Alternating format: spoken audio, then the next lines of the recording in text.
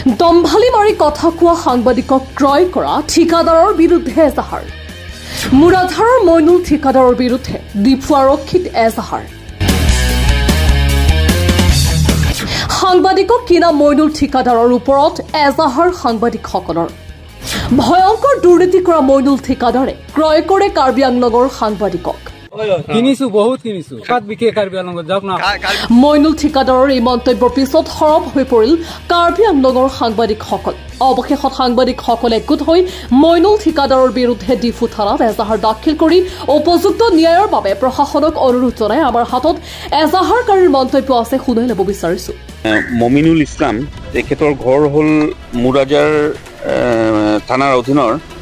বান্দৰ মেলাত তেখেতে সামাজিক মাধ্যমত এটা মন্তব্য দিছিলে যে কাৰ্বি আংলঙৰ তেখেতে সাংবাদিক কিনিছে আৰু তেওঁ কৈছে যে কাৰ্বি আংলঙৰ সকলো সাংবাদিক বিক্ৰী যায় গতিকে তেখেতৰ এগেইনষ্টত আজি আমি ডিফু সদৰ থানাত এখন FIR দাখিল কৰিছোঁ আৰু আমি ডিফু থানাৰ আৰক্ষীক অনুৰোধ জনাইছোঁ যাতে তেখেতক ওপৰত একশ্যন লয় কাৰণ এইটো গোটেই জিলাখনৰ সাংবাদিকক সামৰি মন্তব্যটো দিছিলে গতিকে তেওঁৰ ওপৰত বিহিত ব্যৱস্থা ল'বলৈ আজি আমি ডিফু সদৰ থানাত এখন এজাহাৰ দাখিল কৰিছোঁ ডিষ্ট্ৰিক্ট প্ৰেছ ক্লাবৰ হৈ